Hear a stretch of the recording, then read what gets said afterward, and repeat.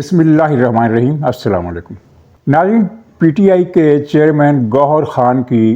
एक मुलाकात का चर्चा है। अगरचे गौहर ख़ान ने इसकी तरदीद की है, लेकिन कुछ ज़राए से ये ख़बर मिली है कि सिर्फ गौहर ख़ान ही नहीं मिले बल्कि दो और भी मिले। इसकी तफसील होगी। और फिर ट्रंप साहब ने बिलावल को बुला लिया, इमरान ख़ान को भुला दिया। ये बड़ा एक सदमा बरपा हुआ है, इस पर भी बात करेंगे। और फिर ये एक असल ख़बर जिसको मीडिया ज़्यादा अहमियत नहीं दे सका इमरान ख़ान के चक्कर में, क्योंकि मीडिया पर कब्ज़ा है इमरान ख़ान का अभी तक। और ये हैरतनाक बात है कि रियासत अपनी पूरी ताकत के बावजूद या तो ये कब्ज़ा छुड़ाने में नाकाम रही है या फिर वो ये कब्ज़ा छुड़ाना ही नहीं चाहती। ये भी एक सवाल है। लेकिन एक बहुत अहम ख़बर जिसका ताल्लुक़ पाकिस्तान और बांग्लादेश के हवाले से है, और ये इसने जनूबी एशिया की सियासत से पॉलिटिकल मामला ही नहीं बल्कि जो स्ट्रेटजिक सियासत होती है उसका एक रुख बदलने की तैयारी हो रही है, और भारत के लिए बड़ी तशवीशनाक बात हुई है। तो इस पर भी हम कुछ बात करेंगे। तो नाज़रीन, सरफ़हरिस्त कल शाम से ये चर्चा फैलना शुरू हुआ। एक ख़बर जंग के रिपोर्टर ने दी कि पीटीआई के चेयरमैन गौहर जान की आर्मी चीफ से एक तफसीली मुलाकात हुई है। तफसीली या लंबी तवील मुलाकात, यानी 1 घंटे 1.5 घंटे की हुई होगी, इससे ज़्यादा जिक्र नहीं किया। तो उसके बाद पीटीआई के सोशल मीडिया ने इस खबर को उछाला, और जो बात मुझे मज़े की लगी वो ये थी कि पीटीआई का सोशल मीडिया और पूरी पीटीआई और ख़ुद इमरान ख़ान जंग और यू ग्रुप के बड़े सख्त खिलाफ है, और कहते हैं कि ये झूठी खबरें देता है, ये झूठों का इदारा है, और इस तरह की बातें आपके इल्म में भी होंगी। लेकिन जब इस खबर को लिया तो वही पीटीआई ये बता रही थी कि ये खबर गलत नहीं हो सकती, ये खबर सही है, क्योंकि ये जियो के रिपोर्टर ने दी, और जियो के रिपोर्टर तो खबर गलत दे ही नहीं सकता। अब अंदाज़ा करें कि अपनी ही बात को ये भूल गए। तो बहरहाल उसके बाद गौहर जान ने तरदीद कर दी, लेकिन इस तरदीद को बहुत सारे लोगों ने संजीदगी से नहीं लिया, क्योंकि उनका कहना था कि ऐसी मुलाकातें खुफिया रहती हैं और खुफिया ही रखी जाती हैं और कोई इनको ऑन नहीं करता। अच्छा, अब ये मुलाकात हुई है या नहीं हुई है, ये 1 आध दिन में पता चल जाएगा। और जो ख़बरें आ रही हैं वो ऐसे ज़राए से आ रही हैं कि जिनके बारे में हतमी तौर पर हम ये नहीं कह सकते कि ये सही है, ज़िम्मेदार ज़राए हैं, या इन्होंने कहीं से इनको ख़बर फीड की गई है, या इन्होंने गैर बिना तस्दीक की ये ख़बर दे दी है। बहरहाल ख़बरें जो आ रही हैं वो ये हैं कि पेशावर में जो आर्जी एक दरबार सजा था उसमें गौहर ख़ान के अलावा अलग अलग इकट्ठे नहीं, गौहर ख़ान के बाद बुशरा बीबी मुलाकात के लिए हाज़िर हुई, और वो असद कैसर साहब भी, उन्होंने भी हाज़िरी दी और उन्होंने भी मुलाकात की। ये ख़बरें यानी फैली हुई हैं ज़राए के हवाले से, और मैं फिर ये कहता हूँ कि हो सकता है ये सही हो और हो सकता है ये सही ना हो, लेकिन ये ख़बरें इस्लामाबाद और पेशावर के हलकों में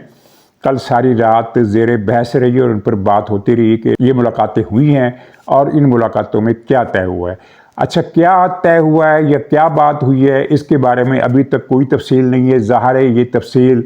फ़ौज की तरफ से तो जारी नहीं होने वाली। जो भी तफसील आएगी वो इस तरह से आएगी कि ये लोग असद कैसर हो गया, या गौहर ख़ान हो गया, या बुशरा बीबी हो गई, अपनी किसी सहेली को, अपने किसी दोस्त को कुछ ना कुछ इन्होंने बताना है कि भी हमारी मुलाकात हुई है, हमने ये बात की, उन्होंने ये बात की। इस तरह की बातें वहाँ से पहुँचेगी और उनमें फिर कुछ मुबालगा होकर, कुछ रद्द बदल करके, कुछ ट्विस्ट करके अखबार नवीसों तक पहुँच जाएंगी। फिर अखबार नवीस इस पर स्टोरीज छाप देंगे अगर ये ख़बरें सही हैं। लेकिन हम फिल वक्त अंदाज़ा लगा सकते हैं, और उस अंदाज़ा लगाने की एक बुनियाद है। सूरत हाल ये है कि पीटीआई की जो क़यादत है, जो यानी जो जेल के अंदर नहीं है, जेल से बाहर है, उनमें एक सफ़ जो है गौहर ख़ान से लेकर असद कैसर तक, बुशरा बीबी को भी उनमें आप किसी हवाले से शामिल कर सकते हैं, वो इस नतीजे पर पहुंची है कि कुछ नहीं होने वाला, इमरान ख़ान को हम रिहा नहीं करा सकते। तो हम फिर इस इदारों के साथ अपने ताल्लुकात सीधे क्यों न रखें। और जिस तरह के वो गंडापुर वाली जो मुलाकात है, जिसमें ये सूबा पख्तूनख्वा की सियासी और सिक्योरिटी सूरत हाल पर गौर किया गया, और जिसमें आर्मी चीफ ने वार्निंग दी कि शर पसंदों को और इंतशार पसंदों को اور سرحد پار سے دہشت گردی کے لیے آنے والوں کو برداشت نہیں کیا جائے گا، بلکہ ان کے خلاف سخت کارروائی کا پہلی مرتبہ ٹھوس فیصلہ کیا گیا ہے۔ تو اس ملاقات میں جو خفیہ نہیں تھی، جس میں اور بھی لوگ تھے، پی ٹی آئی کو چھوڑ کر باقی تمام جماعتوں کے لوگ، یہاں تک کہ جماعت اسلامی پاکستان کے امیر بھی وہاں موجود تھے، جبکہ یہ اجلاس صوبے کی سطح کا تھا،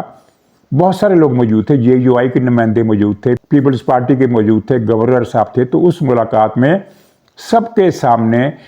گوہر جان جس طرح آرمی چیف کی خوشامد کرتے رہے، ان کی تعریفوں کے پل باندھتے رہے، یہ ایک حیران کن بات تھی کہ ایک ایسی پارٹی کا سربراہ جس نے جنرل حافظ عاصم منیر کے خلاف اعلان جنگ کر رکھا ہے، اس کا سربراہ جنرل عاصم منیر کے کارناموں کی تعریفوں کے ایسے پل باندھ رہا ہے کہ میرا خیال ہے جنرل عاصم منیر نے کسی نہ کسی موقع پر مداخلت کر کے بات کا رخ بدلا ہوگا، کیونکہ ان کی گوہر جان کی خوشامد جو تھی وہ حد سے بڑھ گئی تھی، اور جس کو ظاہر ہے اس کی رپورٹ عمران خان تک بھی پہنچی ہوگی کہ گوہر جان تو یہ گل کھلا رہا ہے۔ تو خیر، ان ملاقاتوں کے بارے بھی ہم یہ قیاس رہی کر سکتے ہیں کہ انہوں نے اپنا فیوچر، یعنی اپنی طرف سے انہوں نے خود کو محفوظ بنانے کے لیے کچھ باتیں کی ہوں گی، اپنی صفائی پیش کی ہوگی کہ ہم فلاں معاملے میں، یہ میں قیاس رائے کر رہا ہوں، لیکن اس قیاس رائے کی بنیاد موجود ہے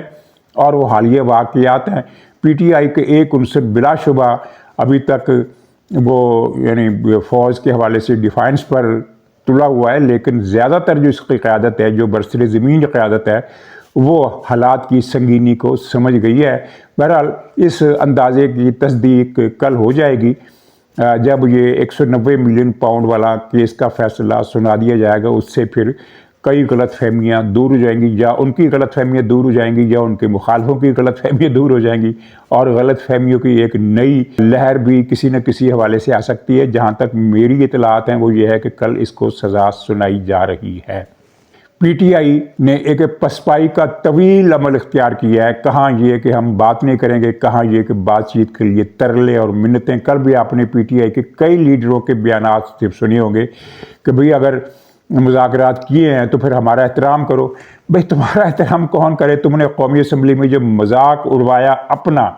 وہ او کی آوازیں نکال کر، ان کے اپنے لیڈر شیر افضل مروت نے کہا کہ یہ گیدڑوں کی آوازیں ہیں، گیدڑوں والا احتجاج مجھے پسند نہیں ہے، لیکن اگر پارٹی قیادت کا حکم ہے کہ یہی گیدڑوں والا احتجاج کرنا ہے، اجلاس کے اندر انہوں نے شور شرابہ کر کے کر کے اپنا تماشا بنوایا، اور پھر خود ہی ایک دوسرے کو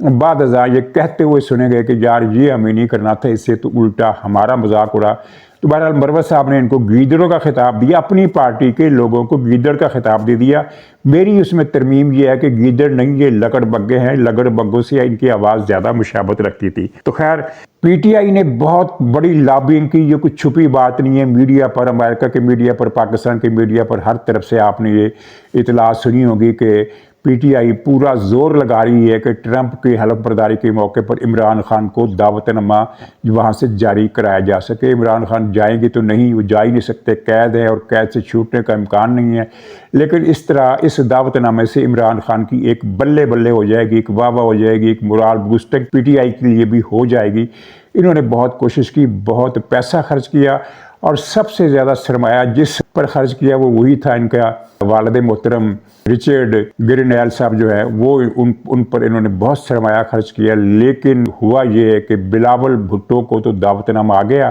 اور یہ خبر 15 دن پہلے مجھے کسی نے دی تھی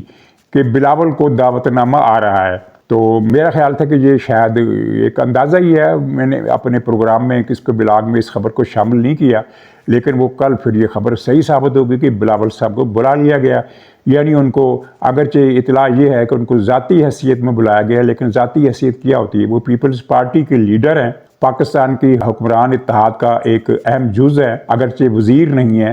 لیکن ان کی سیاسی حیثیت ہے، اور سیاسی حیثیت میں ہی ان کو بلایا گیا ہے۔ ٹیکنیکلی وہ ذاتی حوالے سے، کیونکہ ان کے پاس کوئی عہدہ نہیں ہے، اور یہ پیپلز پارٹی کے لیے ایک کامیابی ہے۔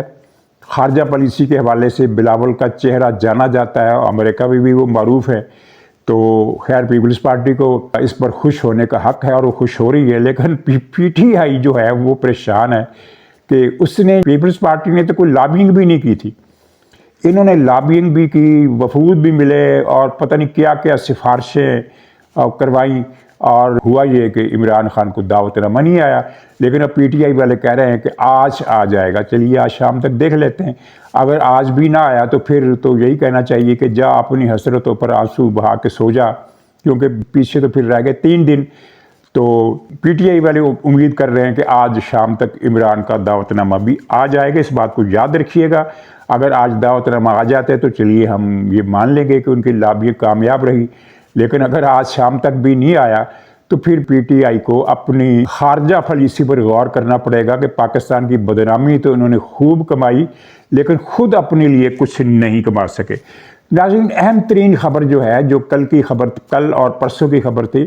بنگلہ دیش سے پاکستان کے تعلقات بڑی تیزی سے استوار ہو رہے ہیں۔ ایک تجارتی وفد آیا، اس دوران مفاہمت کے کئی سمجھوتوں پر دستخط ہوئے۔ پاکستان سے چاول جائے گا، بنگلہ دیش سے چینی اور دوسری چیزیں آئیں گی۔ یہ ساری چیزیں تو اپنی جگہ ایک بڑی خبر ہے، لیکن اصل بڑی خبر ہے کہ بنگلہ دیش کے سینئر فوجی جنرلوں نے پاکستان کا دورہ کیا اور پاکستان کے فوجی حکام سے، سینئر رہنماؤں سے مذاکرات کیے ہیں۔ یہ کوئی روٹین کا دورہ نہیں تھا، یہ بہت اہم اور معنی خیز دورہ تھا۔ میں آپ کو مختصر بتا دیتا ہوں کہ بنگلہ دیش اب اپنی فوج کو بڑی طاقت بنانے کا منصوبہ بنا رہا ہے۔ بنگلہ دیش اپنے قیام کے بعد سے اب تک اس نے فوج پر بہت زیادہ توجہ نہیں دی، کیونکہ ایک انڈیا کے ساتھ ان کا ایک دوستی کا معاہدہ تھا کہ انڈیا بنگلہ دیش پر حملہ نہیں کرے گا، بنگلہ دیش انڈیا پر حملہ نہیں کرے گا، اتنی بڑی فوج رکھنے کی ضرورت کیا ہے۔ چنانچہ 40-50 ہزار کی فوج ان کی ضروریات کے لیے وہ کافی سمجھی گئی، لیکن اب بنگلہ دیش فوجی لحاظ سے ایک بڑی طاقت بننا چاہتا ہے۔ بڑی طاقت سے مراد امریکہ چین بننا چاہتا ہے نہیں، بڑی طاقت سے مراد یہ کہ خطے میں اس کو بھی فیل کیا جائے کہ یہ بھی کوئی فوجی طاقت ہے، اور یقیناً اس کی معیشت پاکستان سے بہت بہتر ہے، وہ زیادہ بڑی فوج کھڑی کر سکتا ہے۔ تو انہوں نے زیادہ بڑی فوج کھڑی کرنے کا فیصلہ کیا ہے، اور اس مقصد کے لیے پاکستان سے نہ صرف دوستی کی بنیاد رکھی ہے بلکہ پاکستان سے فوجی تعاون مانگا ہے۔ پاکستان کی فوج ان کو بنگلہ دیش کی فوج کی تشکیل نو یا اس میں توسیع کے حوالے سے مدد فراہم کرے گی، اس کی ٹیکنیکل بھی اور پریکٹیکل بھی، اور یہاں کے فوجی افسر بنگلہ دیش جا کر وہاں جو بھی ان کے تربیتی کورسز ہوتے ہیں یا ٹیکنیکل نو ہاؤ کے جو بھی معاملات ہوتے ہیں جن کا ہم عام آدمیوں کو خبر نہیں ہوتی، دوسرے لوگوں کو پتہ نہیں ہوتا، وہ چیزیں بنگلہ دیش کو فراہم کی جائیں گی، اور دونوں فوجوں کے درمیان ایک قسم کا غیر اعلانیہ یا اعلانیہ الائنس جو نظر آ رہا ہے وہ بھارت کے لیے پریشانی کا باعث ہے، یعنی کہ نئی دلی میں بھی پریشانی ہے، اور ان معاملات پر اور ان خبروں پر اڈیالہ میں بھی پریشانی ہے۔ تو ناظرین، اجازت دیجیے، انشاءاللہ اگلے ولاگ میں پھر ملاقات ہوگی، تب تک کے لیے خدا حافظ۔